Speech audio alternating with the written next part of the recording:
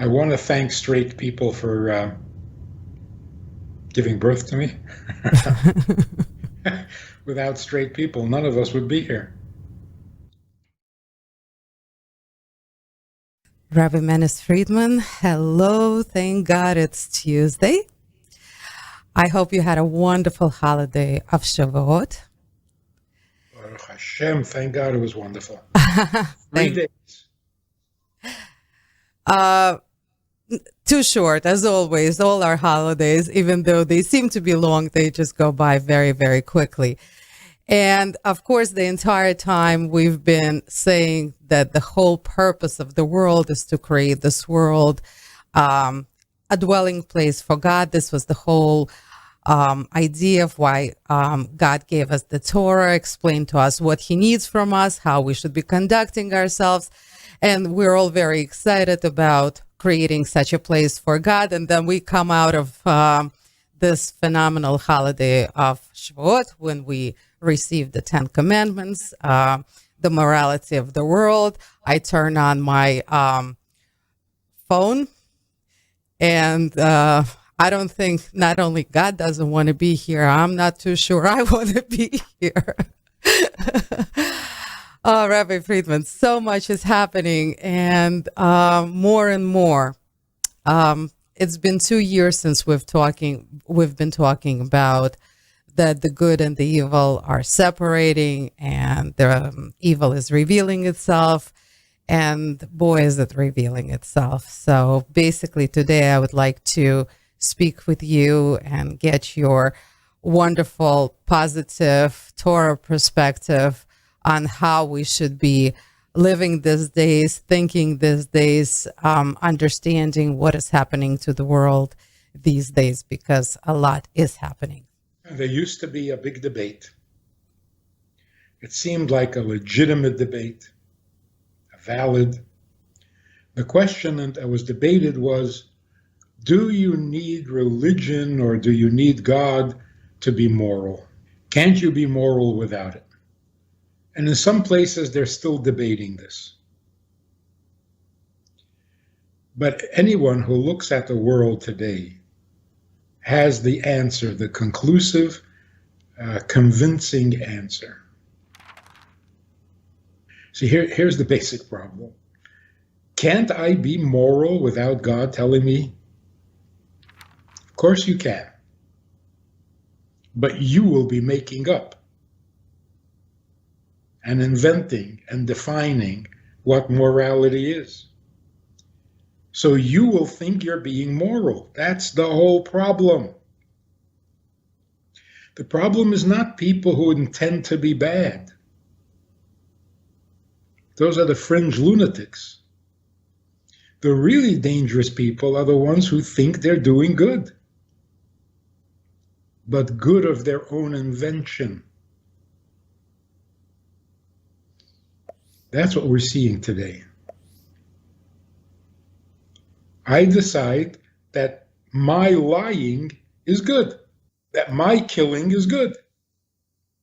So I'm the one who's being good. How do you argue with that? So the really convincing answer from we seeing what's going on, there is no goodness without God. There isn't. It's wishful thinking. So the Torah really is our last hope. And it's a good one, because it was also our first hope. It started that way, and we're going to conclude that way. In between, we had this huge experiment. How can we make our way without God? We tried every combination. We tried every which way. Even new religions and new gods. Nothing worked. And when it doesn't work, it is so ugly. Rabbi Friedman, speaking about ugly, this is actually a few things that I'm sorry, but we do need to talk about because they're happening right now. And it's just, how should the people react to what's happening. The area that personally bothers me the most, and I'm sure I'm not original in this, is what is happening with the children. What I'm speaking about precisely is that over the weekend there was Drag Your Kids to Pride event where parents took their children to see a drag show. Why are we sexing kids? How are we supposed to be teaching them morals when the whole society is teaching them that they should start thinking about sexual stuff from pretty much the time they're born? What is this Pride Month, and why are the children all of a sudden so involved in it? And what should we do? I'm sorry. I think we need some definitions. The definition of marriage used to be the union of a man and a woman, or more properly, the reunion of two parts of the same soul, separated at birth, coming back together through marriage. So marriage used to be, by definition, the reunion of a man and a woman. Sex used to mean a personal, intimate connection between a man and a woman. Okay, so it doesn't have to be a man and a woman, but it's still an intimate connection between two people. What they're showing children is not even sex. It's not about two people. It's not about intimacy. It's not about connectedness. It's not men and women. It's not men and men. It's not women and women. It's not sex. It's just vulgarity. There's no relationship. That's how a society becomes extinct. So to even call it sex is an insult to sex. It's not even that. So what could possibly be the motivation? Sex used to be a motivation. This is not about sex. This is simply to destroy all decency and to erase all moral impulse in people. Just absolute barbarians. No restraints, no restrictions, no right and wrong, no beautiful and ugly. This is destruction. How more blatant can evil be? And the shocking thing is, parents are not outraged. That's the surprise, that the parents actually took their children to this event to accomplish what? Or are they so confused themselves? By legal definition, can those parents be guilty of child abuse or neglect? There used to be this thing called corruption of the morals of minors. That used to be a crime. Corrupting the morals of minors used to be a crime. Today, if I wanted to corrupt a child's morals, what would I do? What would be considered corruption? We always say we've reached the bottom. This is it. Can't get any worse, but I'm not saying that anymore. Yeah. Parents should take their children out of public school by the millions. What are we allowing this? What is this? And we're not talking about religion. We're not talking about piety.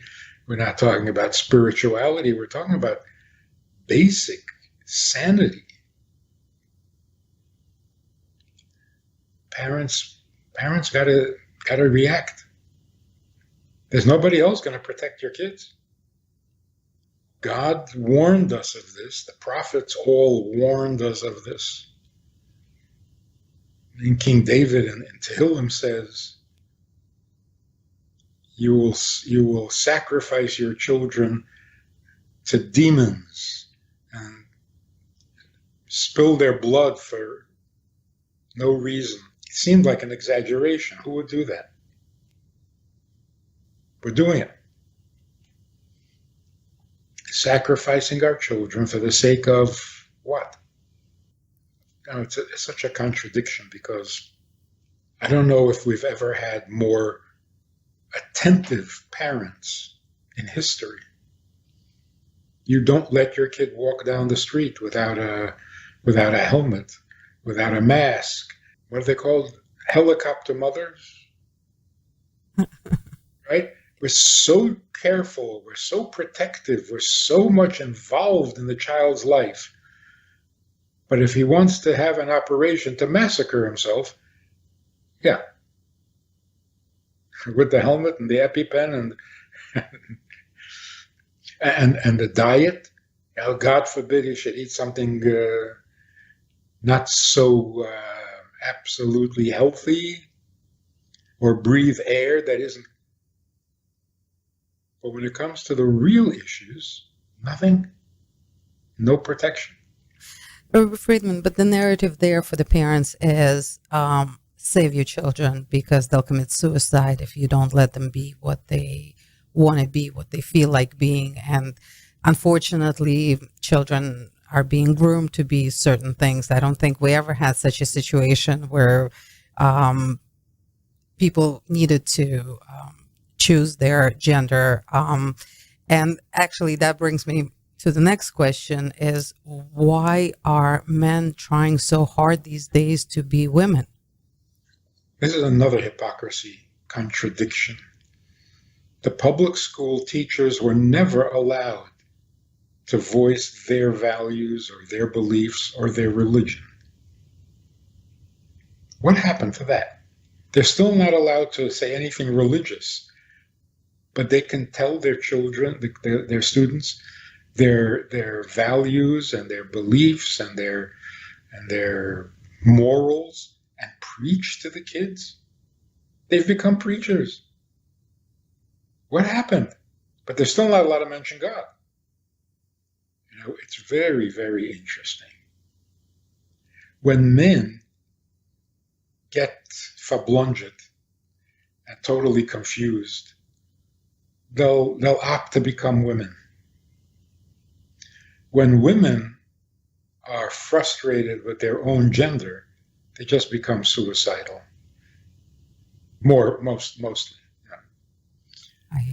Of course, there are those who want to become men, but most women who are disenchanted with being women don't want to become men. They got no place to go.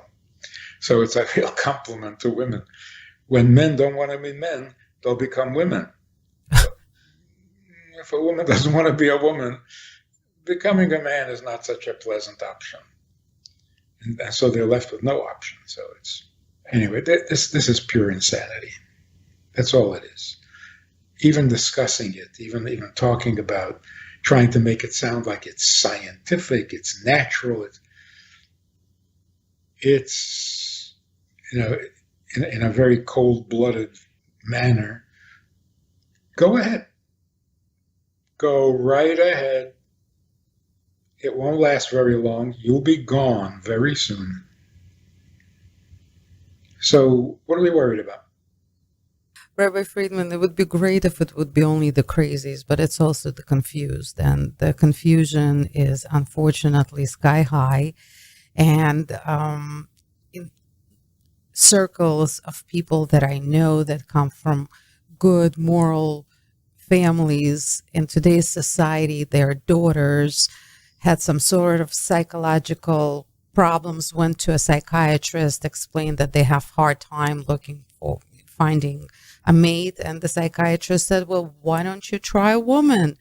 And boom, there's a wedding between one woman and another woman, because the psychiatrist, these are people that we're supposed to trust. These people are supposed to give us good advice. That's why we go to them. And unfortunately, this lovely couple who had good values and morals had to go and see their daughter marry off another lady. So, and there's nothing they can do about it. They still want a relationship with their daughter. They should. But again, how long can that go on? Like a little thing online that says, I want to thank straight people for giving birth to me. Without straight people, none of us would be here. Of course, the scars that will be left, the heartache, it's horrible. So we really need to champion what is right and true and kosher and holy more than ever. Go on the offensive, not on the defensive. The offensive means celebrate what we have, celebrate what is true and what is good, but celebrate it loudly to counteract the effects of the corruption. Rabbi Friedman, you asked the best question. How long can it take for this crazy to kill itself? Unfortunately, nobody wishes death upon anybody, but realistically, we want the crazy to go, not those who are affected by it. Yeah. So that's why we have to be a clear, loud voice of sanity and role models. People are ultimately, bottom line, people are attracted to two things: pleasure and idealism. If we make ourselves a little more visible so that people see the pleasure that we have living the way we live and the idealistic convictions and commitments to doing the right thing, that combination, a pleasurable ideal, whoa, that always wins. We just have to be infinitely grateful and thankful that we have some sanity and we can't keep it a secret. Not by attacking or condemning. There's plenty of that going on. It only makes it worse.